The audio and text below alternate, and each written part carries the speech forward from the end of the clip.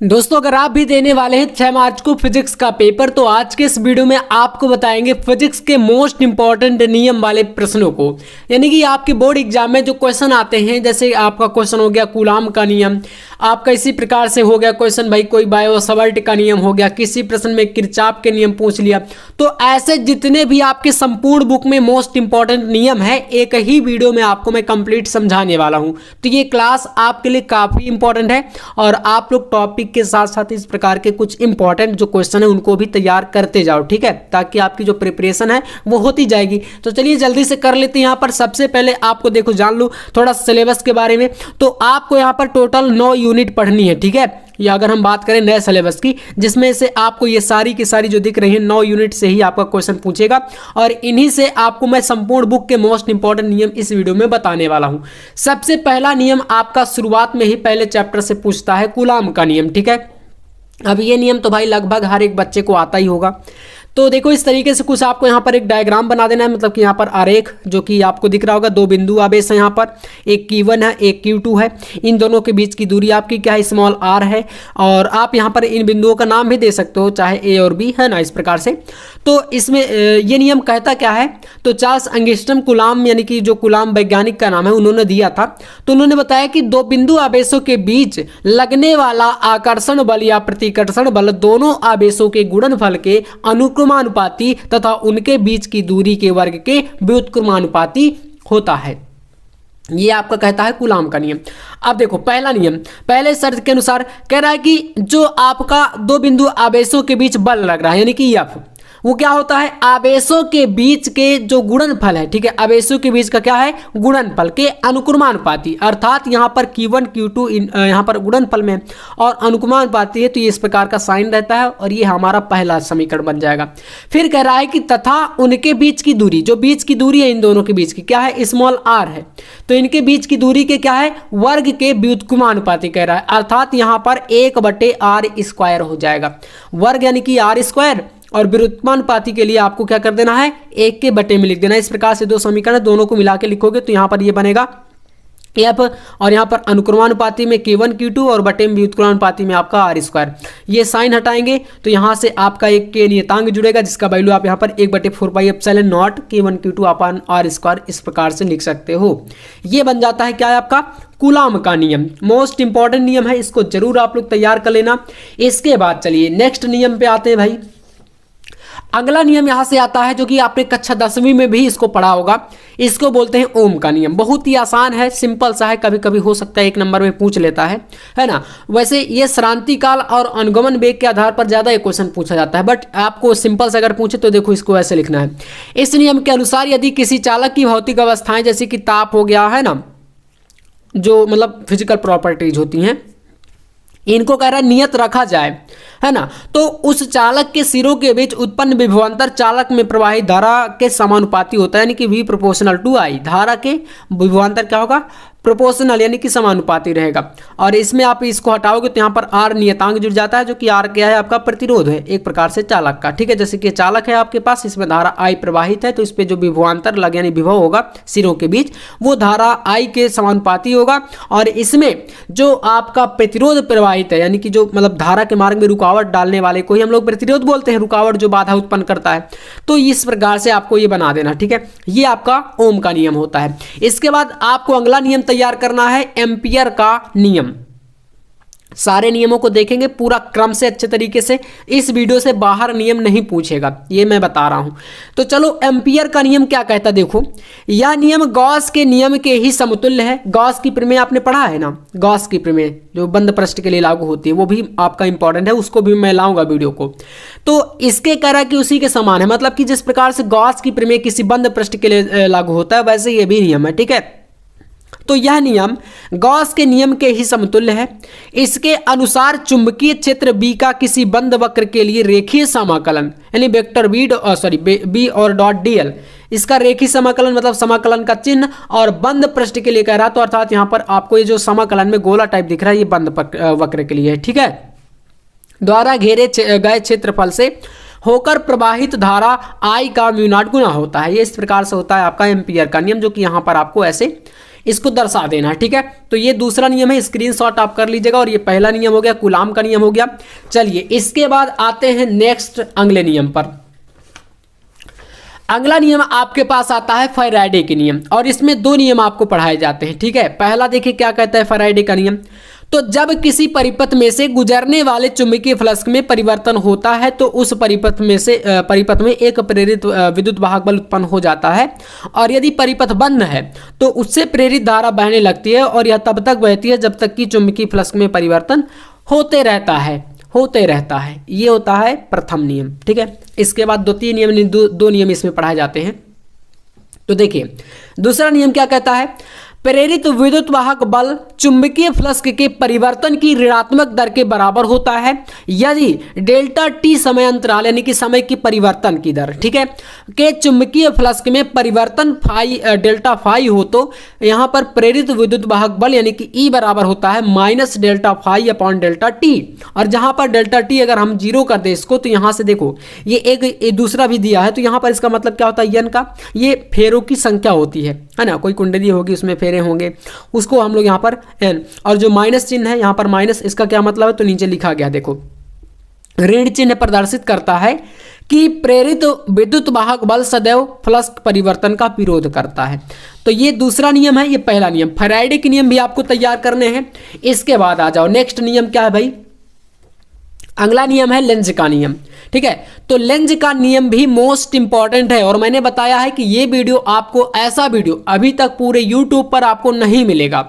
अब इस वीडियो के बाद बहुत सारे जो है वीडियो आएंगे, आप देखोगे भी, लेकिन इसको अगर आप करके जाओगे तो मैंने बहुत सारे नियमों को छांट करके जो ज़्यादा इंपॉर्टेंट है, जो ज़्यादा बार पूछे गए हैं, उन्हीं को मैंने यहाँ पर इस वीडियो में लिया है, और ये इससे बाहर आएंगे भी नहीं, ये भी कह रहा हूँ। ठीक है, अगर नियम वाले क्वेश्चन बनते हैं, और बनते हैं लगभग 1 या 2 क्वेश्चन आते ही आते हैं।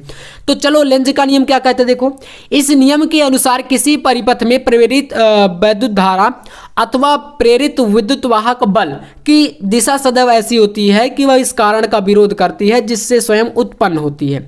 यहां पर देखो आपके पास एक दंड चुंबक है, चुंबक जानते हो, इसमें साउथ पोल यानी कि एक दक्षिणी ध्रुव है और एक नॉर्थ पोल मतलब कि उत्तरी ध्रुव है। चुंबक में 2 ध्रुव होते हैं ना। अब ये क्या है, एक कुंडली है, यहाँ पर धारा मापी लगा है, इसमें धारा प्रवाहित है, प्रेरित धारा। अब आप क्या करते हो, जैसे चुंबक को पास लाते हो, ठीक है, चुंबक को कुंडली के पास लाते हो, तो ये जो एस सिरा है, ये कुंडली के पास वाला सिरा भी इसके भांति, यस की भांति जो है बिहेवियर करने लगता है, मतलब व्यवहार करने लगता है यस की तरह। और आपको पता है कि जब 2 चुंबक आपस में पास लाए जाते हैं और उनका अगर साउथ पोल पास हम लाते हैं, तो क्या होता है, उनमें प्रतिकर्षण होता है। प्रतिकर्षण का मतलब होता है कि वो दूर भागते हैं, और आकर्षण का मतलब क्या होता है, एक दूसरे को खिंचाव करें, आकर्षित हो। तो अगर यस की भांति व्यवहार करेगा तो भाई दूर भागेंगे, और अगर एक यस एक यन होगा, अगर इस प्रकार के व्यवहार करेंगे तो फिर उनमें आकर्षण होगा।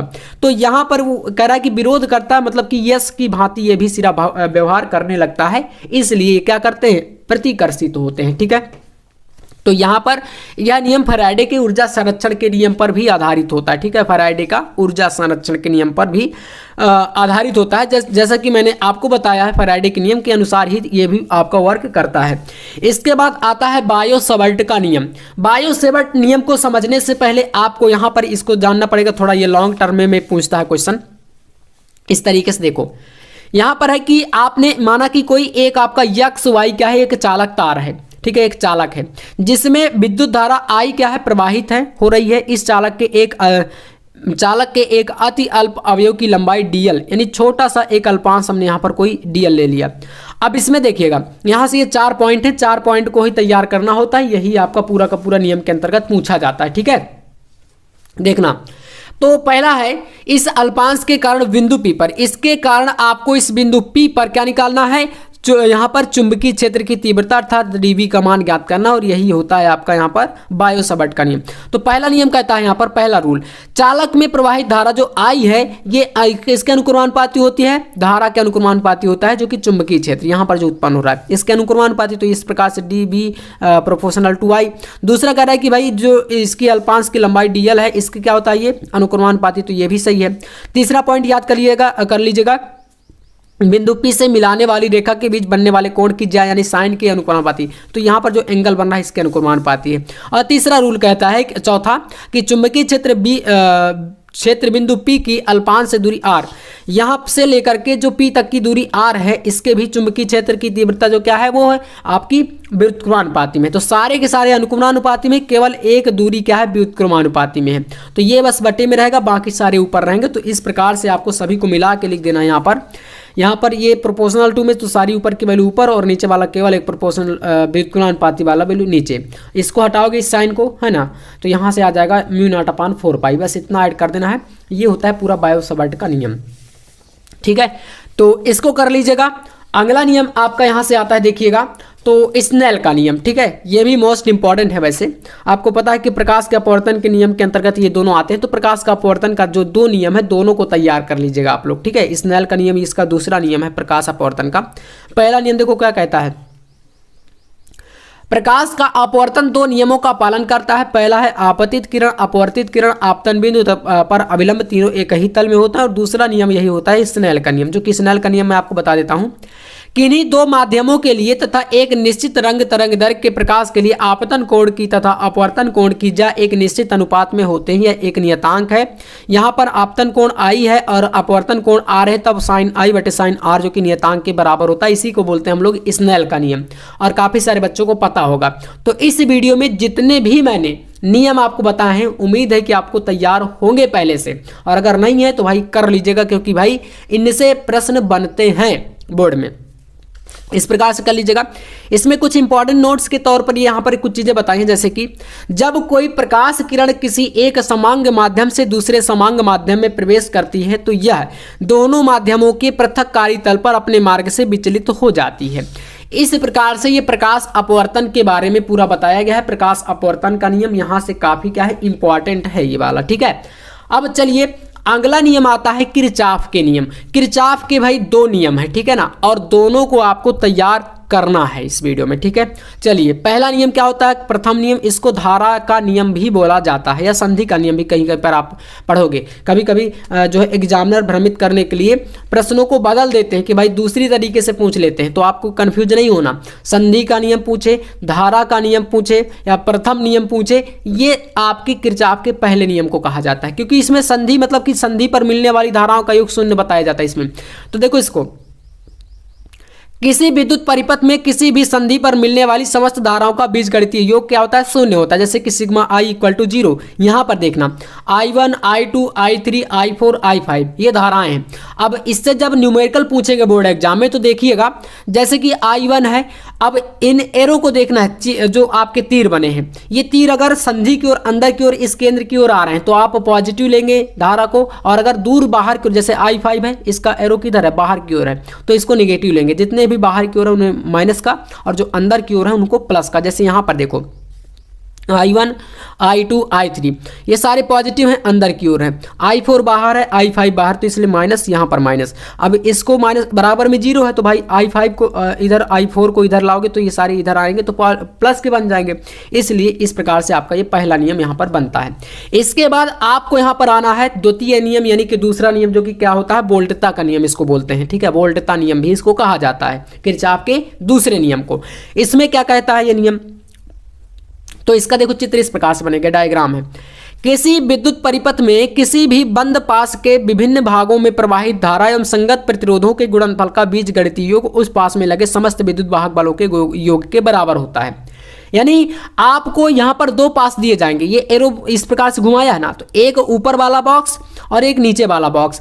नियम आपका पहला वाला भी यहाँ पर वर्क करेगा, और समझना क्या है, तो इसमें यह समझना है कि इसमें जो प्रेरित धारा है और प्रतिरोध है उनके संगत, जैसे I1 के संगत R1 है, इधर देखोगे तो यहाँ पर I2 के संगत R2 है, और इधर तीसरे में R3 के संगत I1 प्लस I2 है। तो धारा और प्रतिरोध का संगत गुणनफल और फिर उसका बीजगणितीय योग आपको करना है, एक मतलब ऊपर वाले बॉक्स में अगर करोगे, और फिर उसका विद्युत वाहक बल के योग के बराबर होता है। जैसे ऊपर वाले में आओ, पहले बंद पास में, I1 R1 हो गया।